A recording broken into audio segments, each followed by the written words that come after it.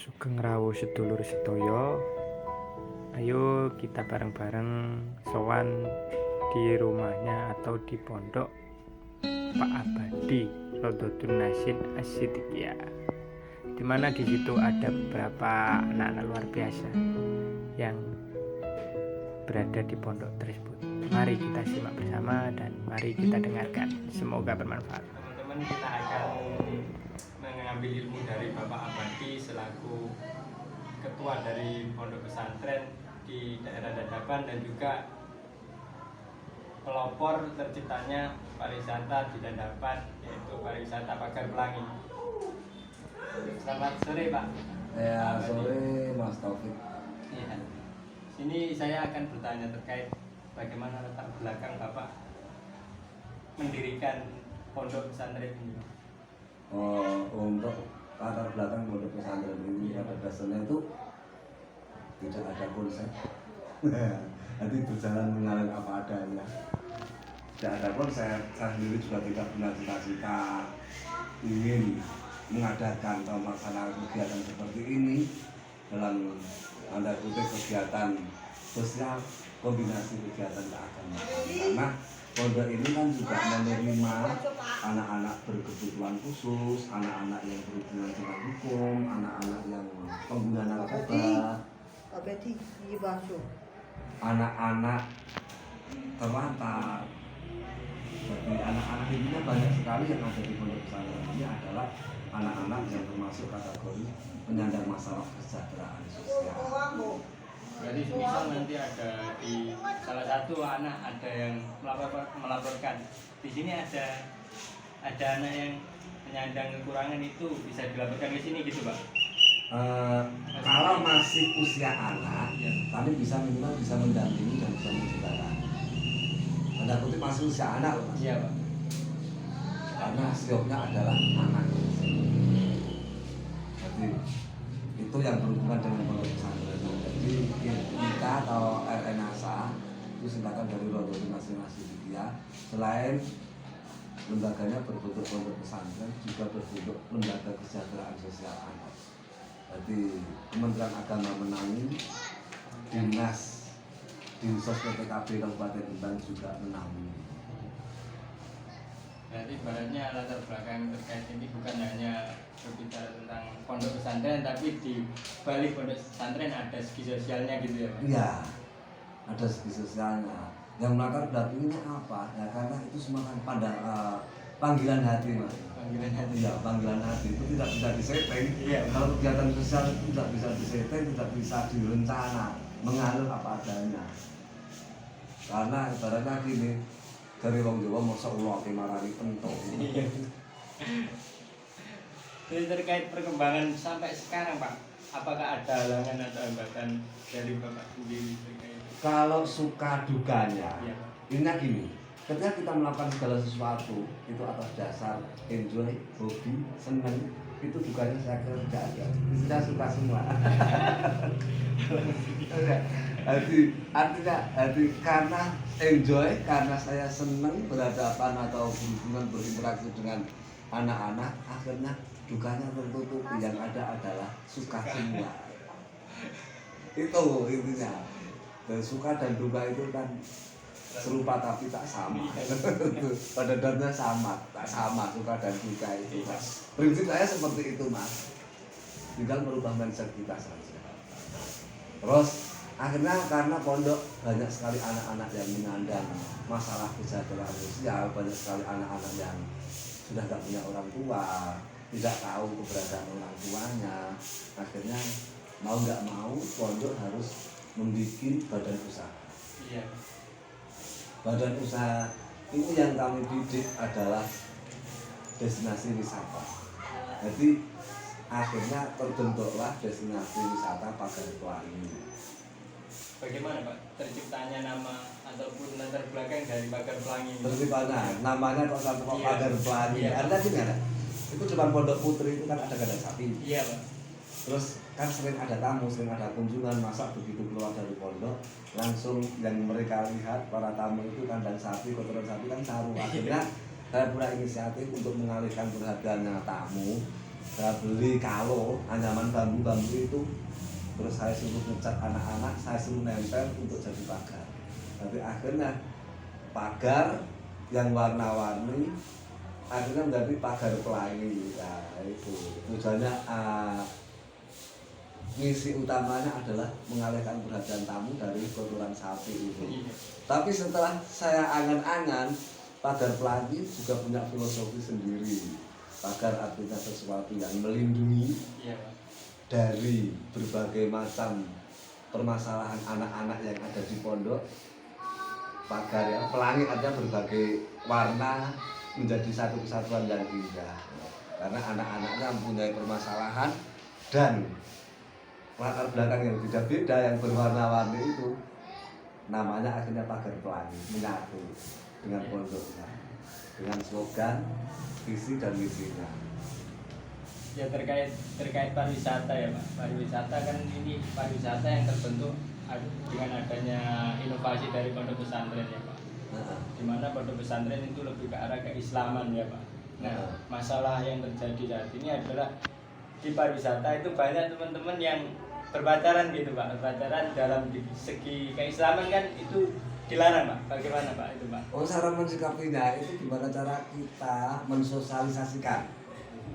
Ada gini, jadi iringan instrumen musik yang ada di pagar pelangi itu selalu kami putar tartilan Quran 24 jam. Jadi ketika mendengar sholawatan, ketika mendengar ayat-ayat suci seperti itu, paling tidak begitu masuk itu coroh ketenangan yang mereka rasakan. Ketika sudah merasakan suatu ketenangan dan kenyamanan, mereka sudah tidak butuh melakukan sesuatu yang membuat dia nyaman. Mengapa mereka sampai melakukan pacaran, mereka sampai melakukan sesuatu yang dilarang agama? Pada dasarnya kan mereka ingin mendapatkan kenyamanan dan kepuasan. Tapi kalau dengan tidak melakukan pacaran, dengan tidak melakukan sesuatu yang dilarang sudah mendapatkan kenyamanan, ya sudah. Ibaratnya hati sudah tenang gitu. Iya, jadi ibaratnya jenengan duduk nyantai di gubuk-gubuk pagar pelangi sambil mendengarkan tartilan Quran, itu sudah mendapatkan suatu kenyamanan, kok menikmati alam pedesaan yang masih asri. Jadi ibaratnya masalah terkait pacaran itu di sini bisa menjadi solusi buat teman-teman yang jomblo gitu ya. Makanya slogannya banyak sekali tulisan, jomblo juga bisa bahagia. Ada tulisan gitu, terus ada tulisan kawasan anti stres, kawasan anti galau. Jadi nanti menunjukkan anak ke sana itu banyak tulisan-tulisan yang seperti itu. Habis ini sama saya ke sana. Oh monggo, Iya. apa-apa. Pengen renang juga Pak. Ada tuh toh, banyak kali lumayan. Jadi kesorenan ke sini ya, semalaman. Terus terkait pengembangan dari anak-anak di sini seperti apa Pak?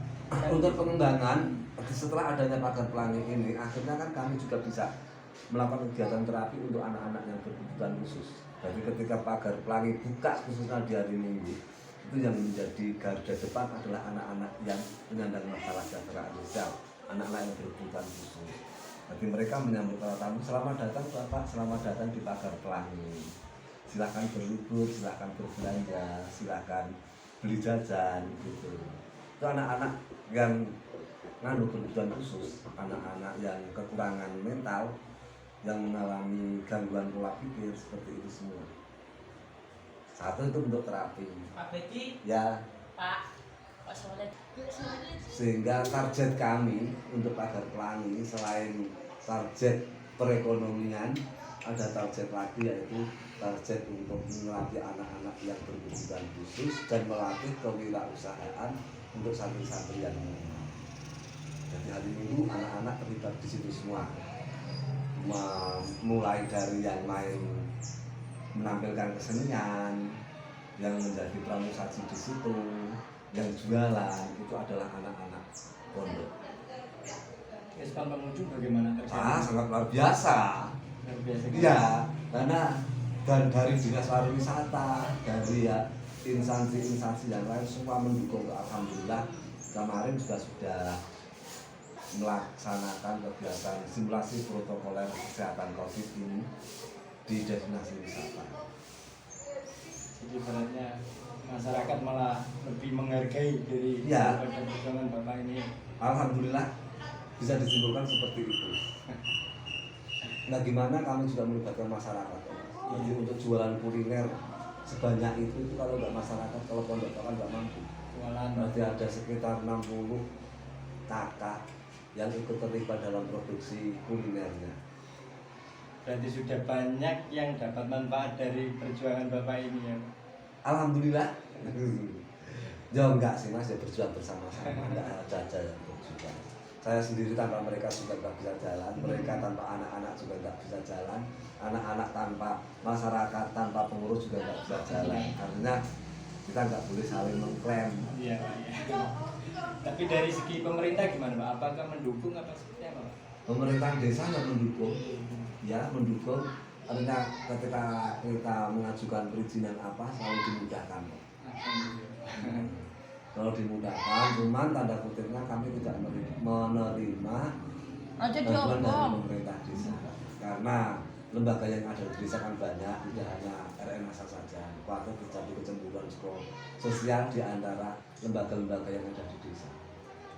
Berarti menciptakan kemandirian itu ya Pak? Ya, jadi walaupun di sini banyak anak-anak penyandang masalah kesejahteraan sosial, tapi mimpi kami adalah menjadi suatu lembaga kesejahteraan sosial yang mandiri tanpa mengharap hibah atau infak dari donatur. Kalau bisa ini harus bisa menjadi penyandang dana untuk penyandang masalah yang lain. Itu kan baik. Iya. Bagaimanapun kan ya, tangan di atas lebih baik daripada tangan di bawah.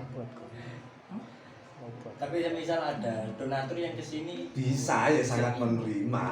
Artinya kan itu kan hanya sebuah cita-cita.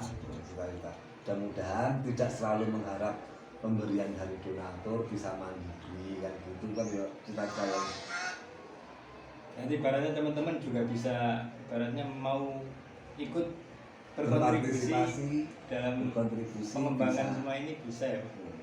Jadi kehadiran pengunjung di Pagar Pelangi itu sudah merupakan anugerah buat kami, dan kami ingin merubah mindset orang-orang yang suka traveling, bahwasanya traveling itu tidak hanya mencari kesenangan duniawi saja, tapi traveling juga bisa kita jadikan lahan untuk mencari pahala. Traveling bisa kita jadikan untuk ibadah, tergantung niatnya. Jadi kita ibaratnya mencari kebahagiaan sendiri dan di situ kita bisa bermanfaat buat orang lain gitu ya. Ya, saling bersimbiosis. Mutualisme gitu ya. Untuk masukan ataupun motivasi buat teman-teman ini gimana Pak? Yang terakhir gitu Pak.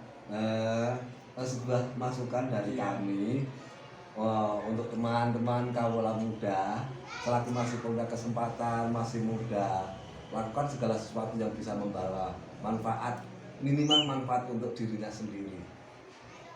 Ikutilah arus tapi jangan terbawa arus, karena kalau kita tidak bisa mengikuti arus, kita juga akan menjadi generasi yang monoton. Tapi ketika kita terbawa oleh arus, tapi kita juga akan mengalami ketidakbaikan pula. Nah, ikuti arus tapi jangan terbawa arus.